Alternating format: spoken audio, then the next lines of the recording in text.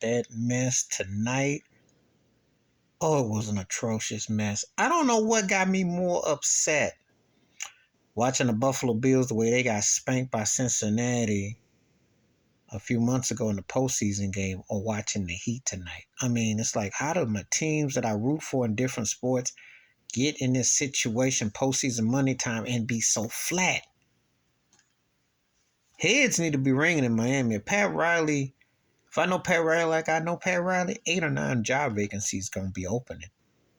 I mean, Atlanta Hawks are talking about trading Trae Young, but he ain't tradable tonight. If he gets to play against Miami, he might fool around and get a $100-200 million extension. He balled tonight.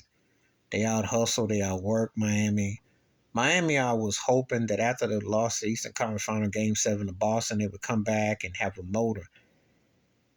I'm not buying them as a three-point team. I know the Steph Clay dominance of the league, and Miami had to play catch up with shooter ball.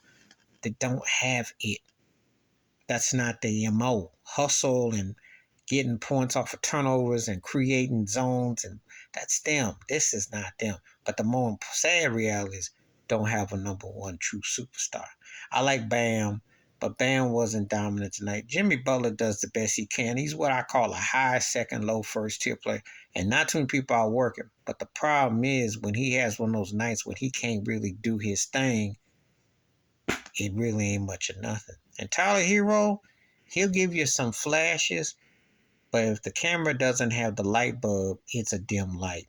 And it's really downhill after that. I saw Udonis Haslem, whose career is almost coming to an end as a Heat, and he shook his head on the sideline. This is one reason why he's out the door. They don't have the fighting spirit. They had no heart tonight. It was embarrassing. That's one of the worst losses I've ever seen the Heat play.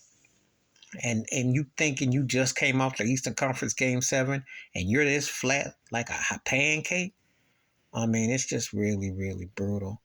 The defense, they got to hustle, out work. That's something that Pat Riley and Eric Spoelstra don't tolerate. It's one thing you get beat, but you get out hustled, out work. That was embarrassing. But you know what? They do everybody a favor if they get beat the next game and don't make the playoffs because they ain't got no answer for them. They gonna have to play Milwaukee. Yeah, right. Like if playing Boston was gonna be a picnic, then you have to go play against Giannis in Milwaukee. No. You think you need to hit the reset button.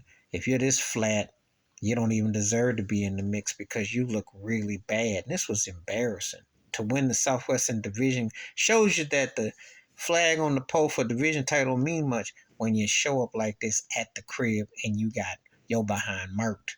That was embarrassing. And I just was just like, whoa. 10 years ago was a lifetime. Remember Ray Allen hits a shot, LeBron, D. Wade, Bosh. They win and beat the Spurs for back-to-back chips. They right now are a crinkle bag of chips. They might not even make the playoffs.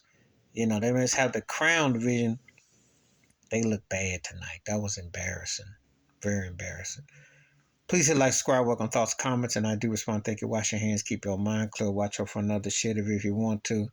And if you've seen your teams, that's sad to see that in football and now in basketball. I'm like, oh, to see that is just that at home to be so flat. That's just bad. No.